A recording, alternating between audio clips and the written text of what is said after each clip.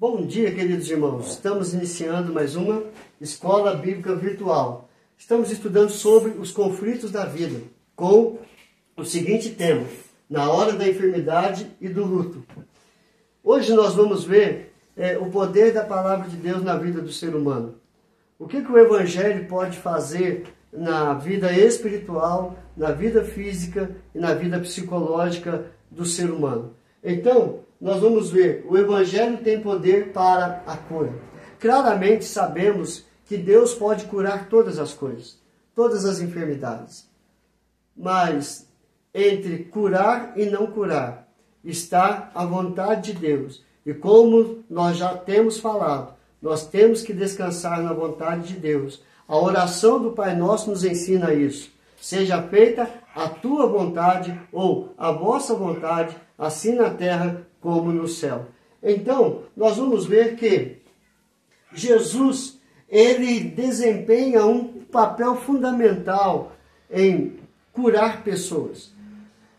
Bom, com isso, nós vamos ver que Jesus, ele deu muita importância aos enfermos, que praticamente 1/5 do Evangelho é dedicado ao tema de cura.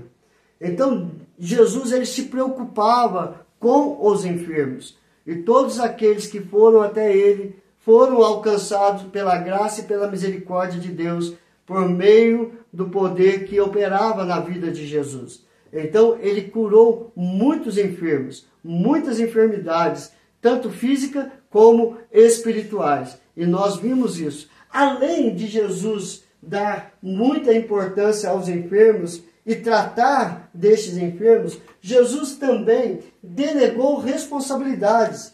Ou seja, ele deu autoridade a algumas pessoas a fazer, a curar, a libertar, a levar uma mensagem de esperança. Então nós vamos ver isso.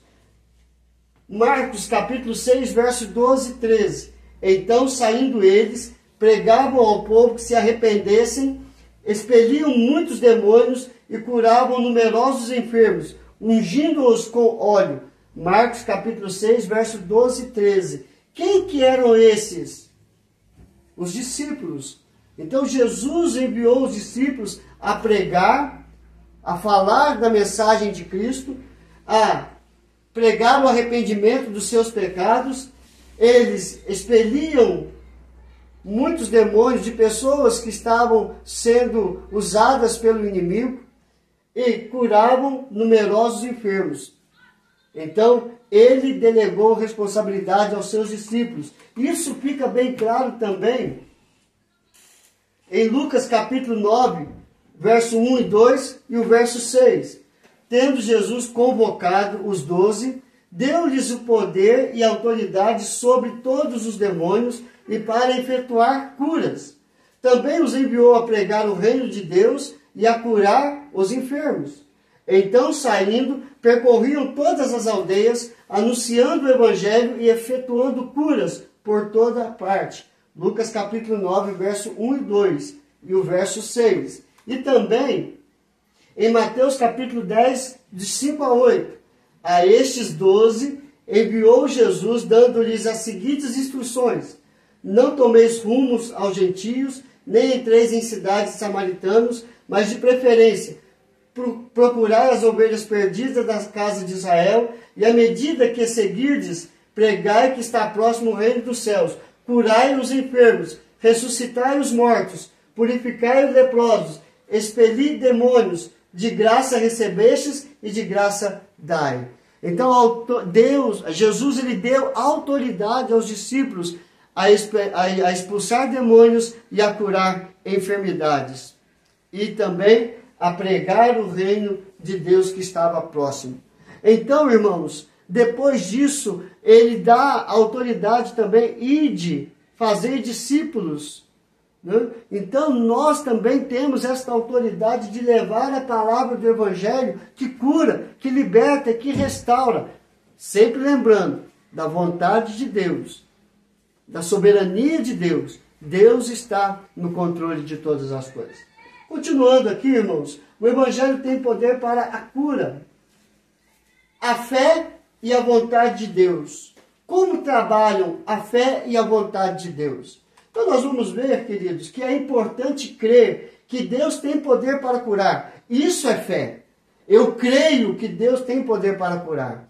Mas a fé, ela não trabalha naquilo que eu quero, naquilo que eu exijo, naquilo que eu determino.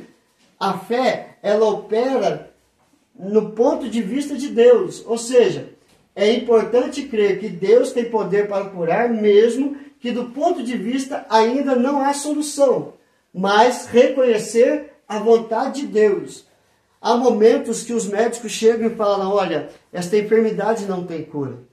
Ou ele fala, olha, não tem mais o que fazer. Irmãos, então, a fé deixou de operar? Não, a fé está operando. Entretanto, é a vontade de Deus que vai ser feita. E a vontade de Deus é boa, perfeita e agradável. Então, olhando para isso, a fé e a vontade de Deus, nós vamos ver que enquanto existir vida, ou seja, é possível Deus ser engrandecido com o milagre. Ou seja, por mais que os médicos dizem não há cura, não tem mais o que fazer, se ainda tem vida, Deus pode operar o milagre, de acordo com a vontade de Deus. Então, é possível que Deus seja engrandecido com o milagre. Ou seja, Ele pode operar o seu milagre, fazendo a sua vontade. Entretanto, não a nossa, mas a vontade de Deus. Segundo, queridos, a soberania de Deus. Ou seja, tenhamos em mente que Deus é soberano. Deus está no controle de todas as coisas. E que suas decisões, seus propósitos e sua vontade há de prevalecer sobre a nossa. E assim, nós vamos entender que a fé e a vontade de Deus, elas trabalham junto. Só que a vontade de Deus sempre vai prevalecer porque Ele tem os seus propósitos, Ele tem os seus objetivos, Ele tem as suas vontades, Ele tem as suas decisões. E os caminhos, os pensamentos, os propósitos de Deus são melhores para nós.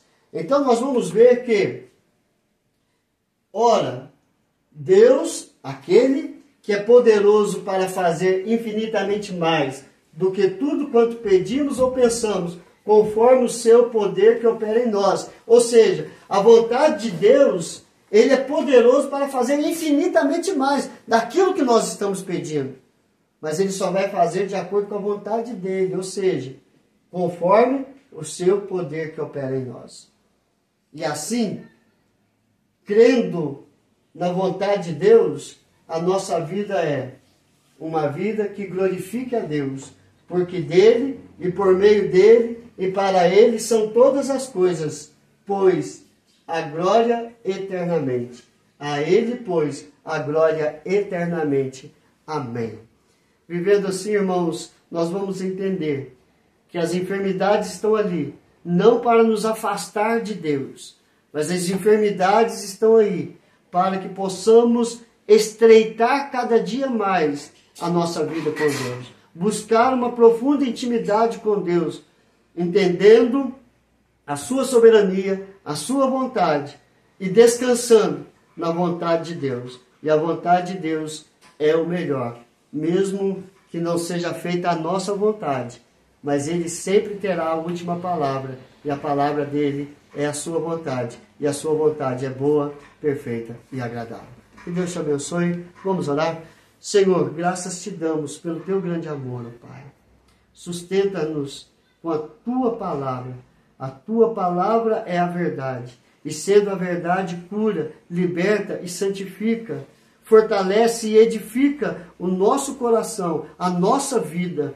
Precisamos cada dia depender mais do Senhor e entender a sua vontade para nós, ó Pai, e descansarmos nesta vontade. Abençoe os nossos ouvintes. Se tem alguém enfermo, coloque a tua mão de cura, de restauração, ó Pai, mas seja feita a tua vontade, assim na terra como no céu. É a nossa oração, é o nosso clamor, em nome de Jesus. Amém e amém. Que Deus te abençoe, queridos, e até amanhã, se Deus quiser.